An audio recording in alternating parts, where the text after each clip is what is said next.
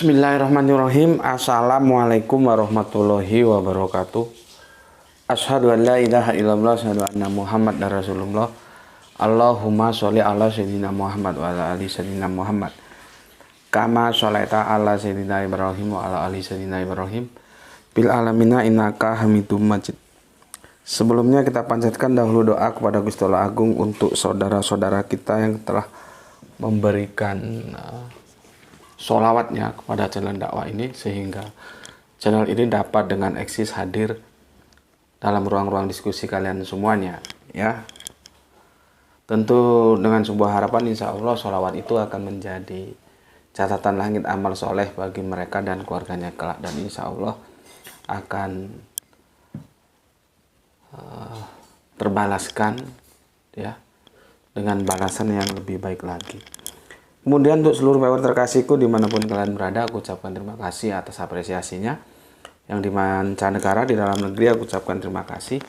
Ya, semoga selalu always dan tidak pernah never. Tetaplah bertumbuh menjadi pribadi yang anti skip dan anti download. Bagi yang berkenan silakan saja di share, tapi linknya ya. Jadi jangan kajiannya diunduh, dipotong-potong lalu diunggah ulang. Aku tidak pernah memberikan izin untuk yang seperti itu. Selanjutnya dari kalian semua aku nggak bisa sebut satu persatu, ya. Terima kasih atas doa-doa baiknya untukku, dan semoga kebaikan doa itu juga tercurahkan untukmu semuanya. Sebagai sesama saudara muslim, kita saling mendoakan dalam kebaikan, dan insya Allah doa kita ini bagian dari sekian banyak doa yang dikabulkan, ya, yang diijabahi oleh Gusti Allah Agung, ya. Jadi kita saling mendoakan sesama saudara muslim. Tentunya doa-doa yang itu semakin mengangkrapkan, ya, silaturahmi di antara kita. Oke, itu minum dulu. Nggak ada kopi nih, jadinya adanya air putih. Bismillahirrahmanirrahim.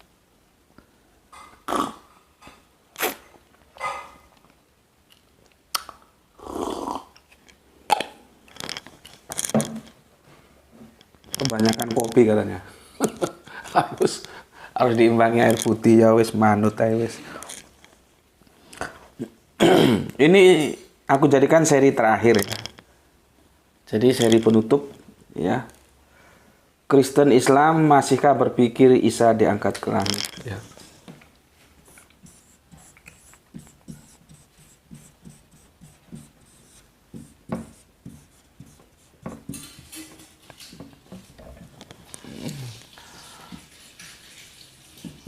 Masihkah berpikir, ya, masihkah berpikir bila Kanjeng Nabi Isa diangkat ke langit? Kita selesai di seri yang ke-15. Insya Allah besok kita akan melanjutkan seri yang telah lama tertunda, yaitu Engkaukah Nabi yang akan datang, ya. Insya Allah, ya. Tapi kita lihat bagaimana kesibukan besok. Karena itu belum selesai, ya. Oke. Aku kasih introduction. Kemarin kita sudah bahas dari sudut pandang kekristenan, juga sudut pandang keislaman, dan sekarang mau aku tutup seperti yang aku janjikan. Aku akan menjelaskan sebuah diksi kahla, karena ini nanti bisa mengunci ini nanti. Ya, apakah Yesus diangkat ke langit, gitu, ya. Aku review sejenak tentang protologi dan eskatologi, ya. Protologi dan eskatologi, ya. Protologi itu masa kanak-kanak, bukan bayi loh, ya. Kalau eskatologi nanti akhir zaman, ya. Akhir zaman. Oke. Mana kacamataku? Enggak nampak. Bismillahirrahmanirrahim.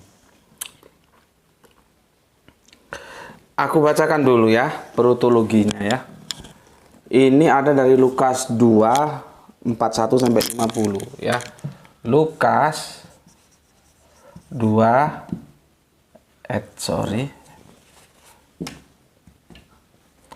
Lukas 2 41 sampai 50. Ini protologinya di sini.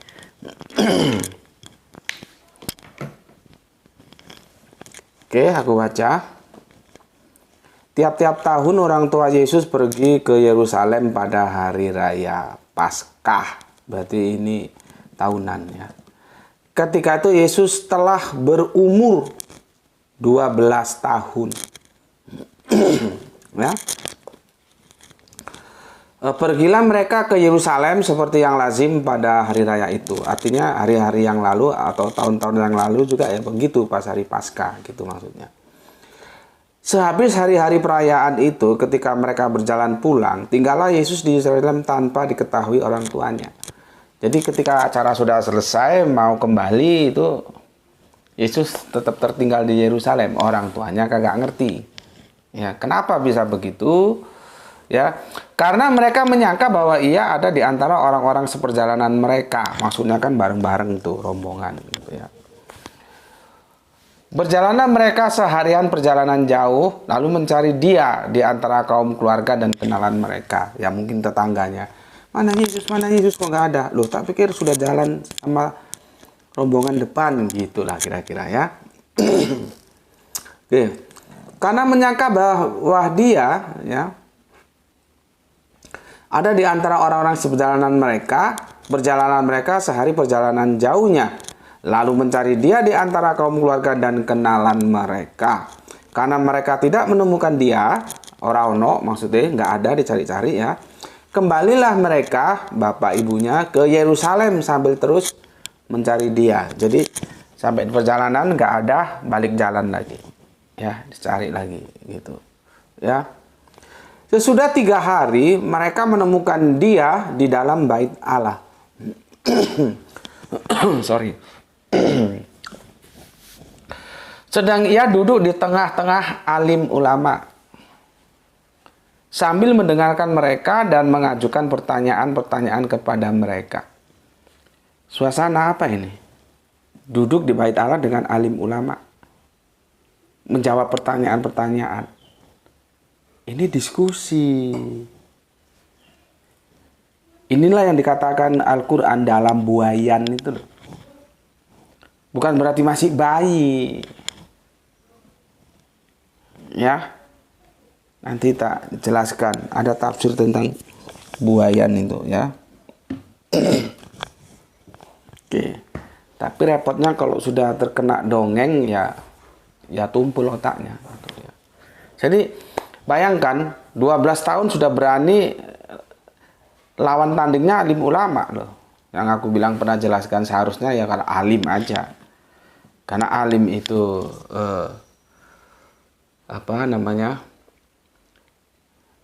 mufradnya, kalau ulama itu jamaknya. Jadi kalau mau single mufrad ya alim, mau jamak ulama gitu. Tapi bahasa kita kacau, jadinya alim ulama jadi bahasa majemuk. Ya. Oke, 3 hari baru ketemu, duduk di bait Allah, ya, di tengah-tengah alim ulama sambil mendengarkan mereka dan mengajukan pertanyaan-pertanyaan kepada mereka. Jadi bersoal jawab. Ya. Dan semua orang yang mendengar dia sangat heran akan kecerdasannya, segala jawab yang diberikannya. Yang didik mamanya hasil didikan imam besar Zakaria, ya tentu saja cerdas gitu. Ya, walaupun masih dalam buayan. Nanti dikirain dalam buayan oek-oek lagi. Mujizat lagi. Dan ketika orang tuanya melihat dia, tercenganglah mereka, lalu kata ibunya kepadanya, "Nak, mengapa engkau berbuat demikian terhadap kami, bapamu dan aku dengan cemas mencari engkau?" Ini ada kritikku, tulisan bapak kenapa nggak pakai K. Biasanya kalau Bapa tanpa K itu dia ke Allah. Yesus memanggil Bapa, maka doanya namanya doa Bapa kami yang di surga. Bukan doa Bapa dengan K, enggak. Ini seharusnya Bapa ini pakai K karena itu merujuk kepada Yusuf si tukang kayu, bukan Yusuf Arimatea ya. Ya mungkin nanti terbitan berikutnya dikoreksi sama LAI. Oke. Setelah ditanya gitu, jawabnya kepada mereka, maksudnya kepada bapak ibunya, Bunda Maria dan Yusuf, tukang kayu. Mengapa kamu mencari aku? Tidakkah kamu tahu bahwa aku harus berada di dalam rumah Bapakku? Coba, usia 12 tahun itu. Ya. Tetapi mereka tidak mengerti apa yang dikatakannya kepada mereka. Ya. Itu protologi Yesus ya. Seperti itu. Nanti eskatologisnya dia mau turun lagi. Kalau mau kiamat katanya ini bukan gue yang bilang. Yaitu Islam mainstream dan Kristen pada umumnya kan begitu. Kedatangan yang kedua, turun lagi. Kalau pertanyaan gue sih kepada teman-teman saudara muslimku, apakah untuk elu itu Kanjeng Nabi Muhammad masih kurang? Sehingga perlu Kanjeng Nabi Muhammad itu ya meriwayatkan kalau hadisnya sahih. Lagi-lagi kalau, karena hadis itu begitu. Kanjeng Nabi Isa nanti turun lagi gitu. Apakah nggak semua sudah diberesi sama Kanjeng Nabi Muhammad? Nggak ada ceritanya kok tumben ketika Kanjeng Nabi Muhammad seniornya turun lagi gitu. Kok nggak ketika Kanjeng Nabi Musa atau seniornya Kanjeng Nabi Ibrahim turun lagi, kok nggak gitu. Ya. Ini teman-teman Islam, coba pikirkan. Itu videonya sudah ada. Apakah Kanjeng Nabi Muhammad masih kurang untukmu? Apakah ada yang belum diselesaikan sama Kanjeng Nabi Muhammad? Jelaskan coba, apa itu membunuh babi, mematahkan salib? Itu metafora dari apa? Membayar pajak. Terus nanti kita lihat, apakah semua itu tidak pernah diperjuangkan oleh Kanjeng Nabi Muhammad sehingga Kanjeng Nabi Isa harus turun lagi. Sebetulnya kalau berani mengatakan Kanjeng Nabi Isa nanti turun lagi, itu harus konsekuensi logisnya harus berani mengatakan bahwa ternyata Kanjeng Nabi Muhammad tidak paripurna tugasnya. Ada PR yang belum sempat diselesaikan. Harus berani gitu. Karena apa? Lah ngapain datang lagi? Nah, Kanjeng Nabi Isa kan gitu. Oke. Kalau Kanjeng Nabi Isa dalam kekristenan disebut Yesus, itu beda lagi. Datangnya untuk sekarang kan lagi naik ya, menyiapkan tempat di surga. Di rumah Bapakku banyak tempat. Nanti dia turun lagi menjemput mereka untuk ke surga. Itu pun kalau benar di surga. Karena kemarin sudah kita uji di seri ke-14, kacau terbanya antara surga dan langit. Dan kita tentu tahu bahwa langit itu bukan surga dan surga itu bukan langit. Walaupun sama-sama orang menyebutnya di atas. Ya. Oke. Sorry. Protologi sudah, eskatologi sudah, sekarang kahla. Ya. Bismillahirrahmanirrahim.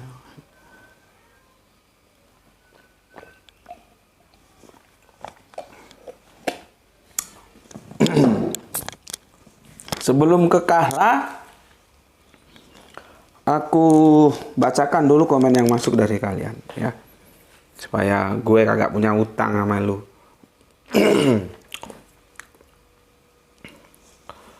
Pertama, Kang Nurkolis ya, alhamdulillah Brebes hadir ngaji, salam sehat selalu dan salam Islam rasional guru. Oke, salam Isra juga untukmu, untuk semua saudaraku yang ada di Brebes. Berikutnya dari Brebes kita hengkang ke tempatnya Kang Cipto Purbaling yang ada di Grogot Kaltim.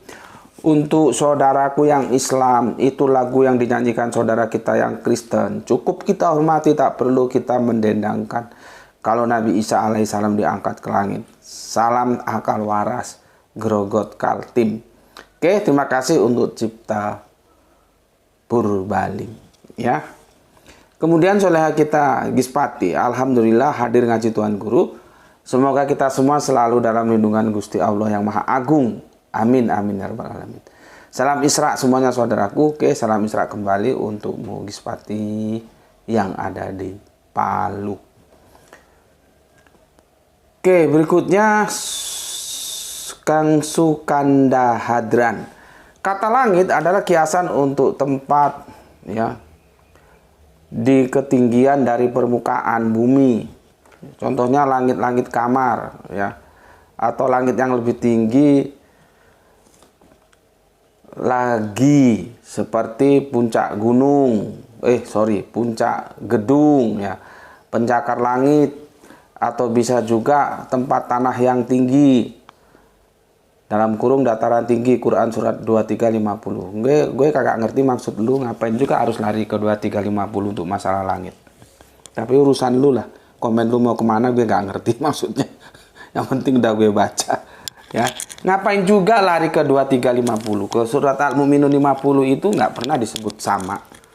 Dataran tinggi gitu aja. Jadi nggak usah mengada-ada. Ya. Oke, Kang Mas Abdul Muluk. Sorry Bapak kita ini. Bapak Abdul Muluk, Assalamualaikum. Waalaikumsalam. Dari Sedang Tini Mak Gus, salam Isra dan sehat selalu. Terima kasih atas 3 hati merahnya ya.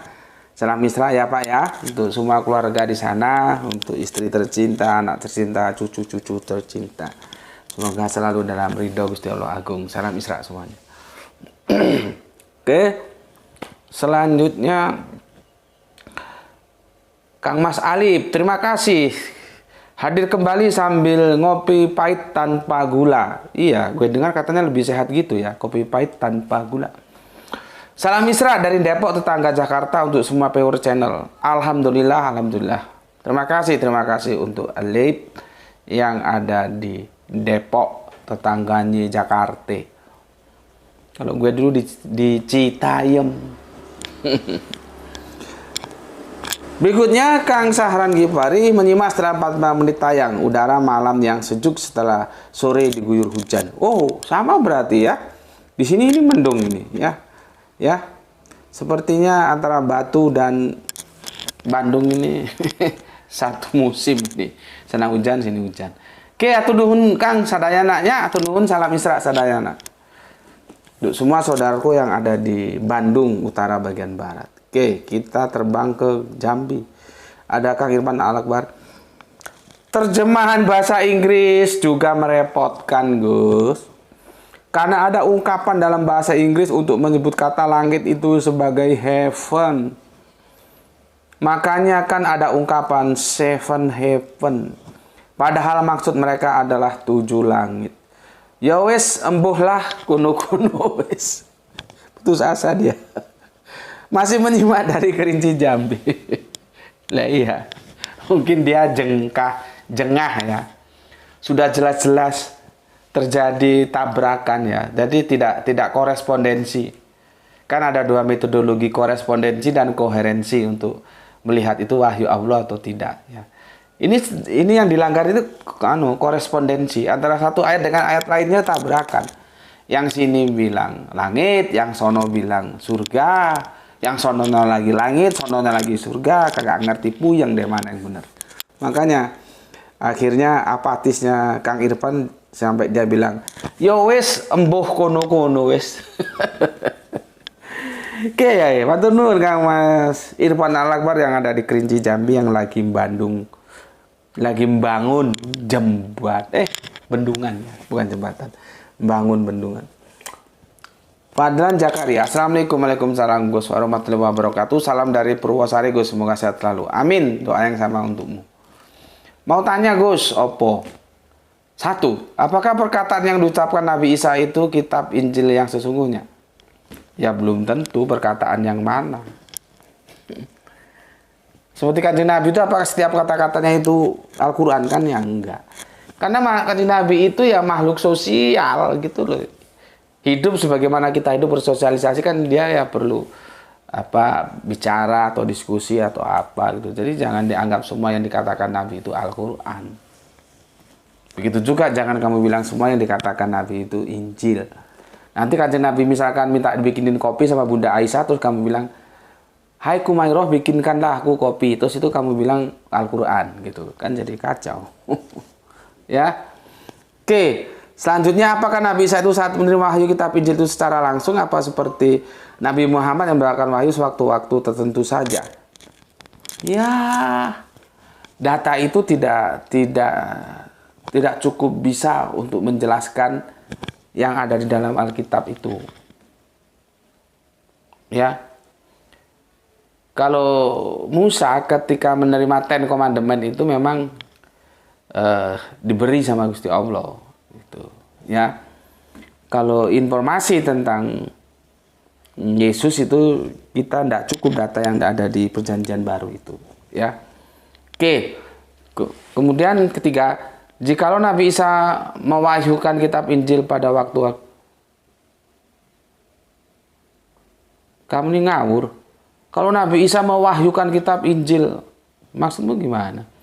Pada waktu-waktu tentu saja, apakah Nabi Isa memberi tanda kepada murid-muridnya kalau yang dikatakan itu Injil atau kata-kata Nabi Isa itu sendiri? Salam Isra. Salam Isra juga embuh raru karepmu, aku pertanyaanmu. Ya, mana ada Nabi kok mewahyukan? Nabi itu menerima wahyu, bukan mewahyukan. Oke, kita lanjut. Kang Mas Wahyu 72 yang ada di Brebes. Assalamualaikum, waalaikumsalam, hadirin Gus. Salam Isra. Salam Isra juga untukmu saudaraku. Terima kasih dan terima kasih. Kita lanjut Kang Hermas Edison ya. 3 jempol.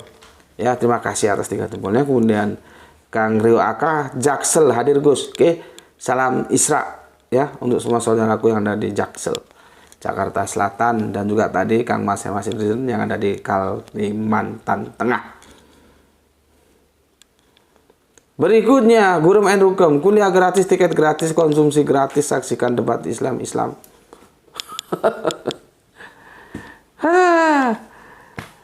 Dengan tema Nabi Musa cedal atau tidak? Pembicara Ibunda Etika Nor, pakar Yudaism dan Gus Peti, pakar Kristologi, bertempat di Masjid Saji, Jalan Sarangan 32 Kota Malang, Sabtu 10 Juni 2023 pukul 15.30 sampai maghrib.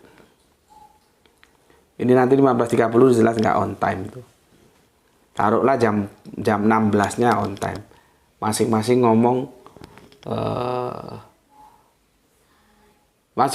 1 jam aja nggak cukup waktunya. Karena 1 jam sudah 2 jam. Itu sudah masuk maghrib itu. Sebelum jam maghrib jam berapa deh sekarang deh? Karena kalau 2 jam kan jam 6 itu. Belum nanti tanya jawabnya, diskusinya waktunya amburadul ini. Harusnya cari waktu yang tepat. Guru Mendrukem kamu usul sana, tapi ini sudah terlanjur dipublis ya, terserah. Berapa? Nah, jam 5.19 itu sudah maghrib. Ini dimulai 15.30, nanti sibuk ini sibuk itu jam 16 baru dimulai. Jam 15.19 sudah maghrib. Sekarang narasumbernya 2 mau bicara berapa waktu. Kemudian nanti masa pendatangnya yang datang mau suruh dengarin doang, nggak boleh tanya. Kan ya nggak asik. Mereka kan juga punya pendapat yang harus kita dengar. Kacau pengaturan waktunya. Seharusnya pagi aja biar enak. Oke, itu urusan Gurun M. Rukem lah untuk memberikan masukan kepada panitia. Kemudian Kang Mas Wahyu di Junaidi. Assalamualaikum Gus. Waalaikumsalam. Langit sama surga beda. Karena langit di kitab Kejadian sudah diciptakan awal ya. Sedangkan surga belum diciptakan. Buktinya orang yang mati terdahulu sampai sekarang masih lelap dalam tidur panjangnya. Maaf Gus kalau saya salah. Salam Isra. Salam Isra juga untukmu saudaraku yang ada di Singosari ya. Matur thank you ya. Bahkan Roh Kudus juga kan sudah ada itu di kitab Kejadian itu ya. Jadi ngapain ditunggu lagi? Kita ke Jogja, ada Kang Mas Edi Margono. Assalamualaikum, waalaikumsalam wabarakatuh. Nyimak Gus, monggo matur thank you, matur nembandun atas 3 jempol. Salam Isra semuanya untuk Jogja. Nah ini sekarang Kang Anto Wijaya Cirebon hadir Gus. Salam Isra juga untukmu. Kang Mas Didi ya. Oke. Nyimak Gus, ke monggo. Assalamualaikum warahmatullahi wabarakatuh. Isyarat hati mu'alaf 94. Opo iki? Nggak connect aku dengan ini. Apa maksudnya ini? Biar beda tajuk, bolehkan nanya yang lain. Apa bedanya Tuan Gurung Betik dengan Adinda Kuranti? Sama seperti isyarat hati dengan Anandanya Putri. Lempar kelakar boleh kan Gus? Monggo silakan. Cuman aku nggak nyaut, nggak ngerti maksudmu itu apa. Yang penting sudah aku baca, aku nggak punya utang gitu loh. Rizal Wahyu Rembang hadir pertama Gus. Oke mantap, jangan lupa tugas kampusnya ya. Orang asing nyimak Gus. Oke mantap, terima kasih sudah aku baca semua. Sekarang kita masuk ke diskusi kita ya. Oke. Ini tadi eskatologinya sudah ya, aku hapus kalau gitu. Kita ke ini penghapusnya. Kita ke nganunya aja, ke protologinya. Ya, eskatologinya sudah ya. Berarti di sini usia berapa? Dia sudah berani diskusi sama ulama Yahudi ya. Makanya itu bukan ngomong, itu diskusi. Itu usia 12 tahun. Ya. Sekarang kita lihat Lukas 3:23 ya. Lukas 3:23. Ya. Apa katanya? Ketika Yesus mulai pekerjaannya, ia berumur kira-kira 30 tahun. Dan menurut anggapan orang, ia adalah anak Yusuf dan anak Eli. 30 tahun. Tapi ini anggapan orang loh ya. Jadi anggapan orang atau kira-kira. Ini kita puji kira-kira ya, harus dimaklumi. Nggak mesti tepat ya. Kalau tepat itu nggak kira-kira dia ya. 30 tahun.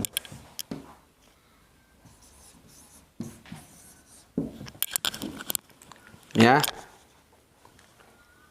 Yesus tersalib ada bilang 30 35 ya. 35. Sudahlah kita bikin 35 ya.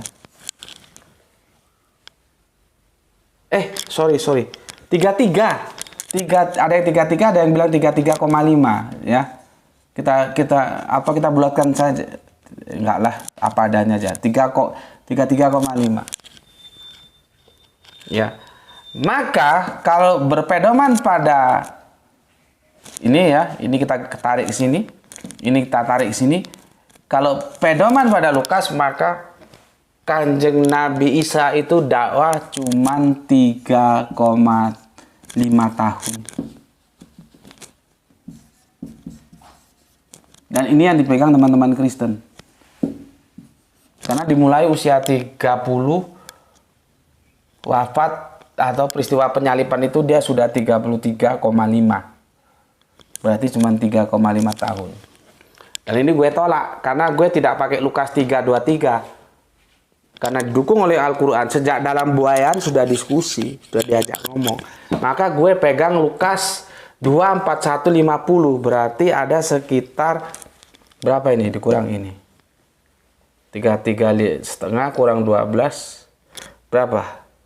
21,5 tahun. Nih.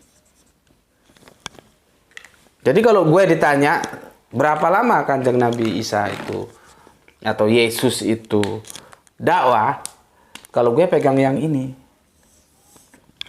21,5 tahun. Umumnya teman-teman Kristen pegang yang ini. Ya terserah saja. Karena aku menghitungnya berdasarkan yang dijelaskan dalam Al-Quran sejak dalam buayan. Sejak masih dalam pengawasan maksud. Nah ini mumpung ingat aku. Buayan itu artinya pengawasan. Anak-anak yang masih diawasi pendidikannya, anak mama lah gitu ya. Bukan owek-owek bayi.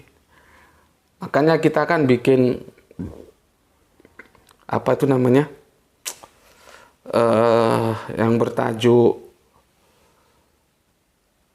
apa kemarin itu mukjizat lagi itu ya. dikit-dikit mukjizat, dikit-dikit mukjizat. Kan nggak begitu, ya.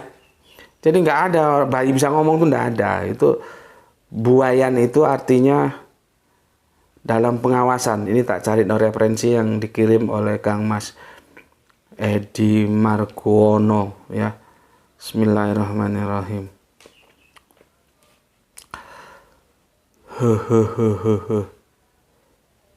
Sebentar tak cari kan.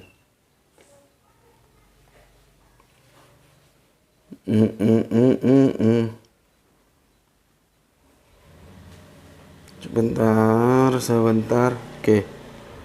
Kemarin sudah tak siapkan. Jadi di mana di sini? Ini. Ini lihat ini ya. Tuh, Bapak mau menjelaskan, tolong tuh digeser. Digeser. Oke. Biar gitu aja. Lihat ini. Ini 1543 ya. Gini. Ini 1543 ya. Ini catatan kaki dari ini. 1543. Ini ya. Tetapi ia, Maryam, menunjuk kepada dia, Isa. Mereka berkata, bagaimana kami bercakap-cakap dengan anak kecil yang masih dalam ayunan. Ada yang bilang dalam buayan. Ya, nah, orang-orang menganggapnya itu anak bayi oe-oe. Nih ya, dikasih tanda 1543. Aku ulangi, ada yang bilang ayunan, ada yang bilang buayan ya. Ini surat Maryam nih. Ya, betul, surat Maryam ya. Surat Maryam ya. Itu surat Maryam nih ya. Duh, yang ini nggak mau hilang dia. Itu 19 tuh ya, surat Maryam 1543 ya.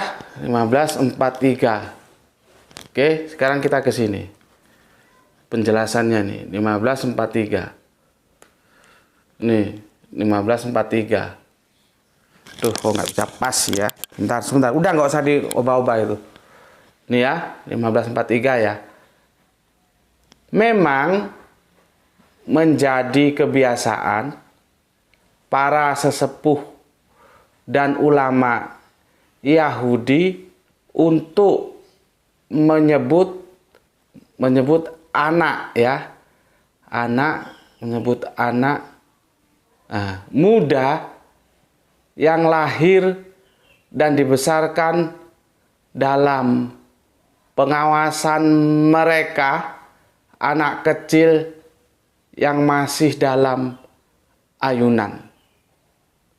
Jadi anak yang masih dalam pengawasan itu disebut dalam buayan, anak kecil masih dalam ayunan, bukan bayi. Ngerti? Jadi bukan bayi. Anak dalam seperti ini ya. Kalau di Sumatera itu ada gini. Kami dulu di Sumatera gini. Lu kencing aja belum, kamu itu kencing aja belum lurus, gitu loh. Itu artinya bukan ada orang kencingnya nggak lurus, bukan begitu. Artinya lu masih kekanak-kanakan gitu loh. Kamu kencing aja belum lurus, gitu. Bukan berarti terus kencingnya itu nggak bisa lurus terus kotor kacir, nggak begitu. Maksudnya itu kamu itu belum dewasa, masih anak-anak gitu. Tapi bukan berarti terus oek-oek bayi. Nah, kalau di antropologis Israel itu, Yahudi itu nyebutnya anak dalam buayan ya. Aku ulangi lagi, memang menjadi kebiasaan para sesepuh dan ulama Yahudi untuk menyebut anak muda yang lahir dan dibesarkan dalam pengawasan mereka. Sebutannya apa? Anak kecil yang masih dalam ayunan. Itu tinggal anunya aja lah ya. Ada yang bilang ayunan, ada yang bilang buayan ya. Seakan-akan mereka tidak sudi bicara dengan anak yang masih muda. Kalau kita anak iusan, anak kemarin sore, gitulah kira-kira ya. Itu penjelasan dari tafsirnya gitu. Jadi sekali lagi, buayan itu bukan literal terus bayi oek-oek bisa ngomong. Oke, ya. Dari data itu, buayan itu, maka aku menjadi punya dasar untuk menentukan Kanjeng Nabi Isa atau Yesus itu ya ini 25,5 tahun ini dakwanya, bukan ini. Karena dihitung sejak usia 12 tahun ini. Ya. Nih, bukan yang usia 30 tahun ini. Gitu. Ya. Oke. Ini hampir sama dengan Kanjeng Nabi Muhammad kan periodenya kan begini. Makkah, Madinah. Di Makkah 13 tahun ya, di Madinah 10 tahun, maka dia menjadi berapa nih? 23 tahun. Jadi hampir sama lah, relatif hampir sama. Ya. Dari 23 tahun dakwah dan 21,5 tahun dakwah, hampir sama, kepala duaan, 20 tahunan dakwah. Tuh, ya. Jelas ya? Oke, sekarang kita masuk ke kahla. Aku hapus dulu ini.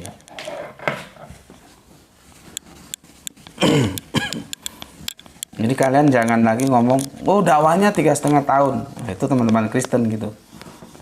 Kita enggak, kita sudah lihat protologinya seperti itu, ya. Jadi enggak dihitung dari 30 tahun, tapi dari 12 tahunnya. Karena dia sudah masuk ke bait Allah dan mengadakan diskusi. Kan itu dakwah itu. Ya.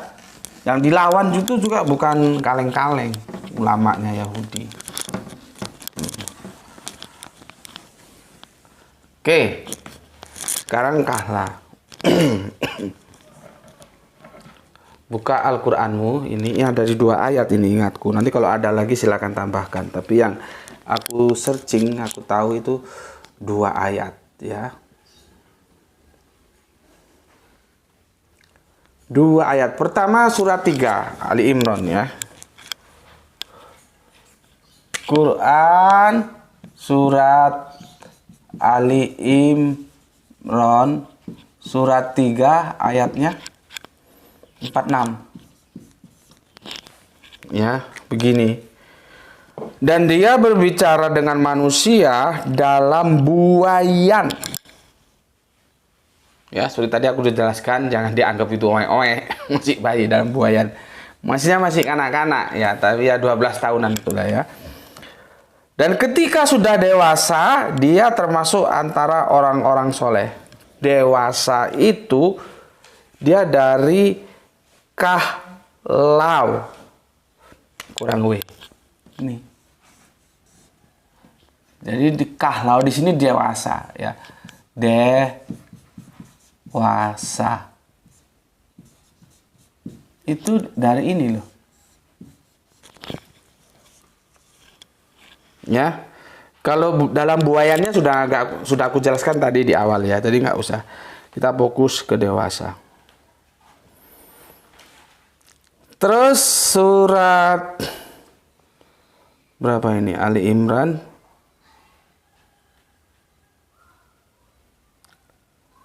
Ada lagi yang panjang, itu surat Al-Maidah. Tuh, coba lihat tuh, ketik surat Al-Maidah dewasa gitu ya. Ini Bapak missing, datanya missing ini ya. Itu ada surat ingat Bapak surat Al-Maidah surat ke-5 ya. Ini justru surat ke-346 yang terkopi 2 kali ya. Coba kamu juga lihat di rumah ya. Surat Al-Maidah. Surat Al-Maidah 110 ya. Quran surat Al-Maidah surat 5 ayat 110. Nah, gitu tuh, mantap tuh kalau Bapak minta data dibantu. Ini tapi agak panjang ini. 5 110. Waduh, panjang banget ini. Gak apa-apa ya. Bismillahirrahmanirrahim. Dan ingatlah ketika Allah berfirman, wahai Isa putra Maryam, ingatlah nikmatku kepadamu dan kepada ibumu. Sewaktu aku menguatkanmu dengan Rohul Kudus, engkau dapat berbicara dengan manusia di waktu masih dalam buayan dan setelah dewasa. Sama, setelah buayan dewasa ya. Aku lanjutkan lagi ya supaya tuntas. Dan ingatlah ketika aku mengajarkan menulis kepadamu ya hikmah, Taurat dan Injil, dan ingatlah ketika engkau membentuk dari tanah berupa burung dengan seizinku, dan kemudian engkau meniupnya lalu menjadi seekor burung ya dengan seizinku, dan ingatlah ketika engkau menyembuhkan orang yang buta sejak lahir, dan ingatlah ketika engkau mengeluarkan orang mati. Nah, ini hati-hati ini. Ini dari dalam kurung dari kuburnya menjadi hidup dengan seizinku, dan ingatlah ketika aku menghalangi Bani Israel ya waktu proses penyaliban itu ya, yang dijelaskan di surat 4 157 sampai 158 ya. Di kalangan engkau ya mengemukakan kepada mereka keterangan-keterangan yang nyata, lalu orang-orang kafir di antara mereka berkata, ini tak lain hanyalah sihir yang nyata. Jadi penolakan orang dulu itu atas firman yang diajukan oleh para nabinya itu mesti sihir itu julukan paling jelek ya. Begitu cara mereka menghinakan para nabi ya, itu yang bajingan-bajingan itu. Oke, di sini ada kahla ya, engkau dapat berbicara dengan manusia di waktu masih dalam buayan dan setelah dewasa, itu ya dari kahla ini. Gitu ya, kahla. Sekarang masalahnya kahla itu kan dewasa. Dewasanya ini usia berapa? Itu loh. Dewasanya ini usia berapa? Ya, itu yang jadi masalah. Ya. Usia berapa kahla itu? Kalau kita tanya pada orang-orang yang pakar antropologi budaya Arab, kahla itu untuk orang yang sudah matang, sudah mapan, ya. Ada sebuah pepatah barat itu mengatakan life begin at 40. Kehidupan itu dimulai pada usia 40. Masalahnya Kanjeng Nabi Muhammad juga diangkat jadi nabi ya ketika setelah selesai studi Gua Hiro itu usianya 40. Dari mana Barat tahu kalau life begin at 40? Terus ada lagi ini omongan orang ya, entah benar entah salah. Orang itu bisa dilihat usia 40. Gitu. Kalau sudah 40-nya sukses, katanya sukses. Nanti kalau 40-nya tidak sukses, ya sudah nggak mungkin sukses gitu. Ya tapi itu kan omongan orang. Gue juga ya percaya ya enggak. Karena apa? Terbantahkan oleh bapak yang merintis bisnis Kentucky Fried Chicken itu kan usianya sudah lanjut. Ternyata sukses sampai sekarang ya. Oke lah, itu hanya pengamatan orang, bisa benar bisa salah. Kita kembali ke 40 sini aja lah. Ya. Jadi kahla itu usia matang. Itu ada usia di 40-an. Mulai 40 dia mulai kahla. Ini loh. Mulai 40 dia mulai kahla. Nah, kalau kita lihat di Al-Mu'minun, Quran, surat Al-Mu'minun, surat yang ke-23, ayat yang ke-50. Disinilah menghabiskan kahlanya itu.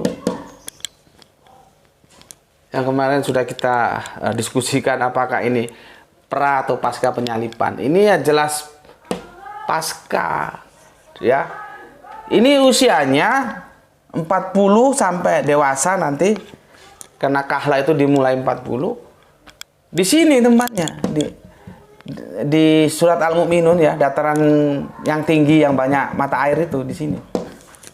Nah sekarang ya, itu kemarin teman Kristen bilang ya, dari 30 ke 33, taruhlah 33,5 ya dakwanya. Makanya teman-teman Kristen kan Kanjeng Nabi Isa atau mereka bilang Yesus itu 3,5 tahun dakwanya.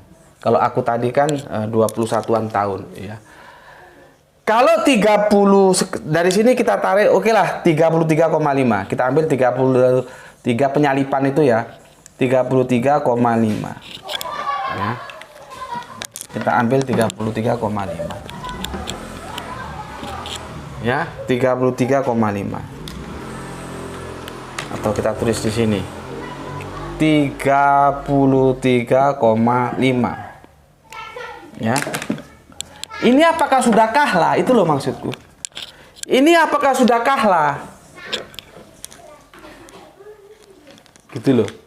Kan belum. Kahlah itu usianya 40 ke atas.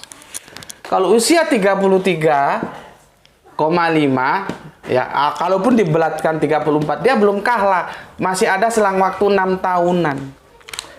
Masih minus 6 tahunan. Nih. Ya. Jadi kahlah itu dimulai usia 40 tahun. Sedangkan Yesus tersalib 33,5 ya. Nah, ketika tersalib kan terus diangkat ke langit. Usia 33 diangkat ke langit kan 33,5. Nggak tahu teman-teman apakah ada orang hidup di langit gitu ya. Ini dia diangkat Rafa'ah. Ya, usianya 33. Nggak connect sama ini. Ini sampai 40. Jadi artinya sebuah dongeng yang mengatakan Kanjeng Nabi Isa diangkat ke langit itu tidak didukung oleh data. Data Al-Quran juga nggak mendukung. Karena di Al-Quran dikatakan sampai kahlah, sampai dewasa. Dewasa itu mulai usia 40. Lah ini 33 tahun setengah sudah berangkat ke langit. Di mana yang 6 tahun? Maka nggak mungkin. Jelas? Nggak mungkin. Kan dia ya, taruhlah kita ikuti Bible, juga nggak apa-apa, boleh. Kan dia nggak langsung terangkat ya, taruhlah dia berapa hari itu? 40 hari. Cuman 1 bulan. 33,5,1 bulan. Masih jauh. Ini selangnya ada 6 tahunan. Jadi kalau berdasarkan cerita ini, Yesus sudah meninggalkan bumi usia 33,5, padahal Al-Quran mengatakan sampai kahlah. 40 sama 33,5 ada selang waktu 6 tahun. Maka ini sama sekali tidak bisa dipertanggungjawabkan.